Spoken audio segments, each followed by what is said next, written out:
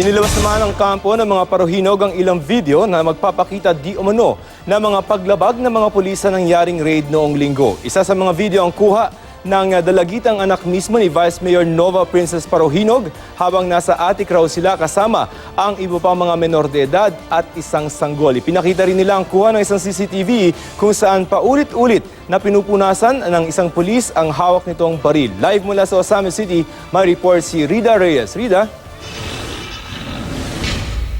Joseph, nasa kamay ngayon ng pamilya Parohinog ang kopya ng CCTV footage na nagpapakita ng ilang kaganapan na naganap sa loob ng bahay ni Vice Mayor Nova Princess noong gabi na isinagawa ng Osamis PNP ang raid nitong nakaraang linggo. Paniwala ng pamilya Parohinog, malaki raw ang magagawa nito para patunayan na talagang nagkaroon ng planting of evidence ang Osamis PNP sa loob ng kanilang bahay.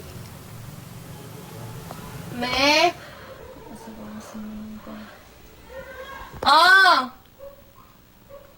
May!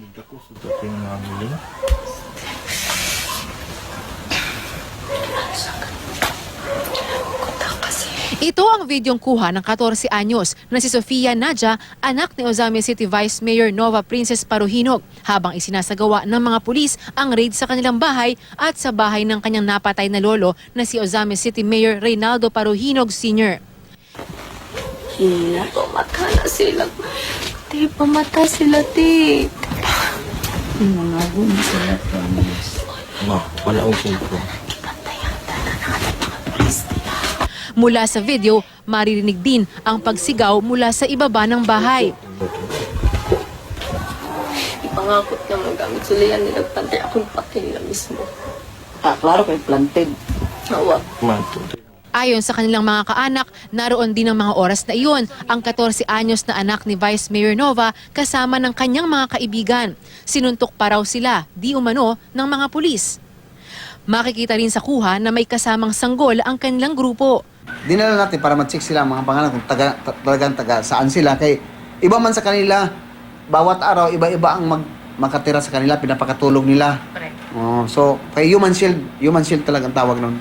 Takot sila. So mag-upuan sila mga bata. Yung mga batang nakita sa loob ay barkada yun. Kami ka-basketball team nung anak ni Vice Mayor. Tsaka nakakasakit lang kasi kailangan pa ma-witness ng mga bata first hand kung ano mga pangyayari. Sa kuha namang ito ng CCTV sa bahay ng Vice Mayor, makikita ang pag-akyat ng isang lalaking naka-camouflage. Bitbit niya ang isang mahabang baril na kalaunay pinunasan niya gamit ang tila puting tuwalya na kinuha sa hamper. Ilang minuto ang nakalipas, nakuha na naman ang tatlong lalaking naka-camouflage din. Dalawa sa kanila ang tila may pinag-uusapan, habang ang isa may hawak na maliit na baril. Maya-maya, bumaba ang isa sa kanila, bitbit ito. Ba't may pinupunasan at ba't parang may nag-uusap? Yung baril na pinag-uusapan ng dalawang personnel, yun yung nasa baba na parang pinant na. Ayon sa mensaheng sulat kamay at ibinigay sa GMA News ni Vice Mayor Parohinog, brownout daw ng pasukin sila ng mga operatibang naka-camouflage at nakatakip ang muka. Dinala sa third floor ng kanilang bahay ang kanyang anak na lalaki at mga kalaro nito sa basketball na nakitulog noong gabing isagawa ang raid. Inihiwalay raw siya sa kasya dinala sa ibaba ng bahay. Hinagisan daw siya ng granada pero naibato raw niya ito pabalik. Mabuti na lamang daw at hindi raw sumabog ang granada. Sabi ng vice alkalde, sadya umanong pinatay ang 5 kamag-anak niya, kabilang ang kanyang amang si Mayor Parohinog Sr. at inang si Susan. Tinaniman din daw sila ng mga baril at droga at ninakawan din daw ng hard drive ng CCTV. Giit pa niya, walang baril ang kanyang ama dahil lahat ng mga baril nito ay isinuko niya noong 2016. Gayon daw ang mga tauhan nila. Kahit ang mga tao napatay sa labas ng kanilang bahay, wala rin daw baril, maliban sa 3 gwardyang may shotgun. Pero sigurado raw siyang hindi man lalaban ang mga ito kung pulis ang kanilang kaharap. Panawagan niya kay Pangulong Duterte, bigyan sila ng hustisya, lalo pat labis daw na nirerespeto ng kanyang ama ang Pangulo.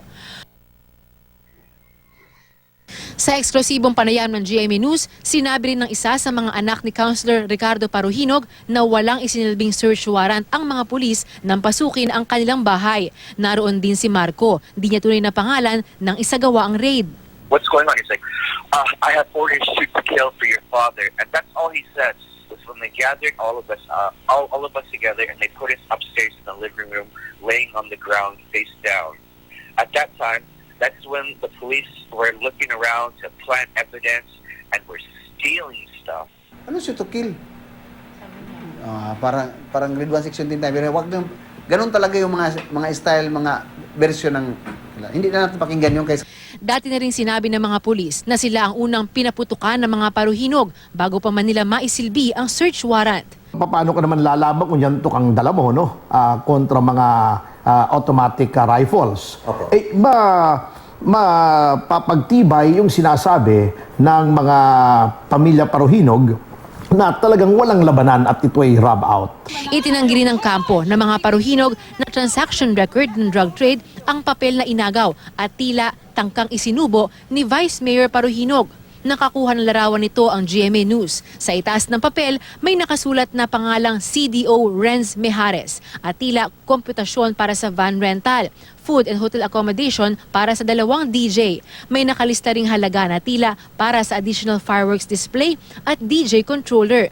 May nakalista ring halaga para sa COA dress, department heads at expenses. Gayun din para sa additional food for 5 schools. It does not mean anything, ano? Kasi may mga bagay doon na computation, o katulad ng sinasabing maraming pera. Ang pera naman is not in itself contraband. Ayon naman sa isang law expert, dapat managot ang mga otoridad kung mapapatunayan ngang may paglabag nga sa karapatan ng mga wala namang kinalaman sa kaso, lalo na ang mga bata. Ang mga dapat na siguraduhin is the rights, no? Other rights not in connection with the case are protected. Hindi ka naman pwedeng mag-rush in lang sa banyo na may naliligo. Hindi mo naman pwedeng yugyugin yung isang mahimbing na natutulog. Or hindi mo naman basta pwedeng i-lift ang isang bata sa kuna. There are certain things na basic human rights na dapat naman talagang bantayan. Giit naman ng Ozamis Police, wala silang nalabag sa ginawa nilang raid.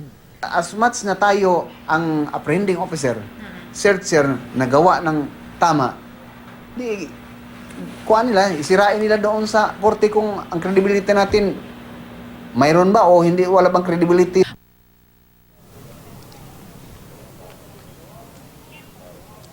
Joseph, nakausap natin sa telepono itong si Ozamis City Police Chief Inspector Jovi Espenido ngayon lamang.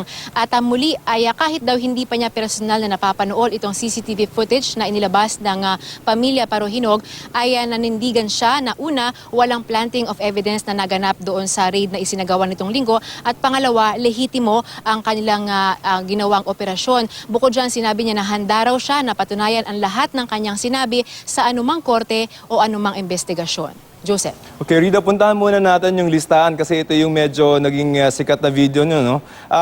Bakit daw, kung sinasabi nitong si Attorney Topacio na listahan lang yon, yung pera naman doesn't mean, automatically mean may krimen, pero why would she swallow it?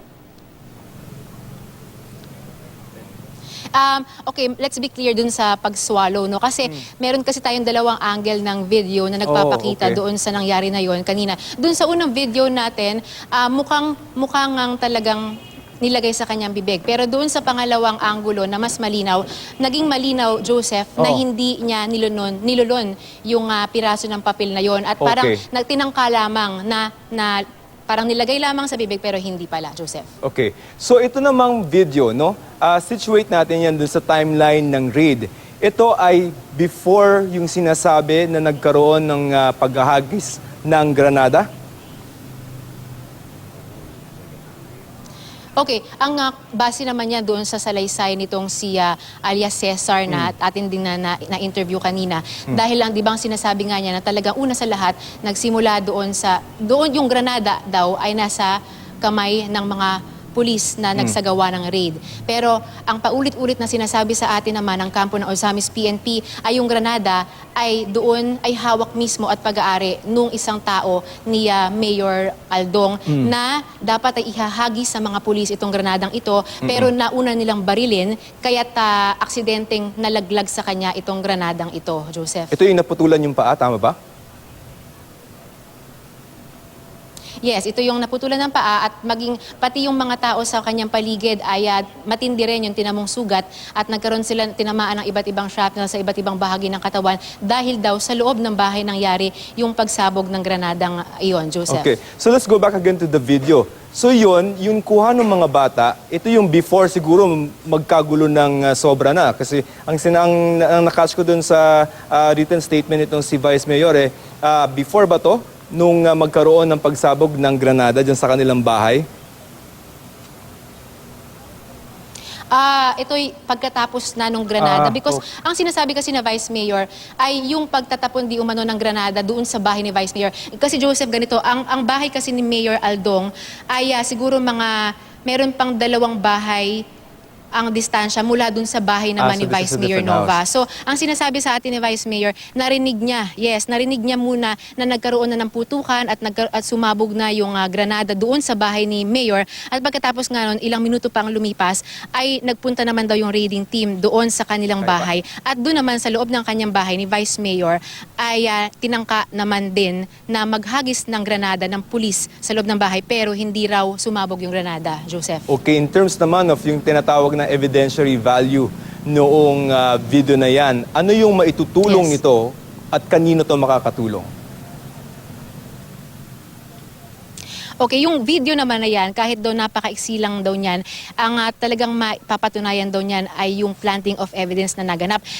Joseph, itong video na ito ay binigay lamang daw ng isang concerned citizen sa pamilya Parohinog para raw makatulong doon sa takbo ng investigasyon. Remember, di ba sinabi ni Vice Mayor Nova nitong nakaraang linggo na alam niya na kinuha raw di umano ng Ozami City Police yung hard disk ng mga CCTV footage. So ngayon, wala raw silang kopyang maipresenta at maipakita para patunayan may planting of evidence na yan talaga yung minemaintain ng pamilya. So now, na merong ganitong video na sinasabi na meron daw isang police na umaakyat doon sa video at meron siyang daladalang 2 long firearms. At parang sabi, bakit 2 yung long firearms na dala? Yung isa raw, meron pang nakabalot na tape. Yun daw ba yung marka na ito yung gamit ko?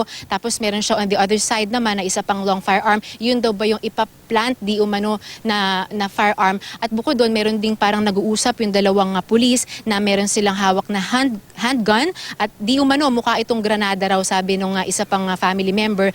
Pagkatapos doon, sa second floor sila nag-uusap, bumaba yung isang pulis doon sa first floor.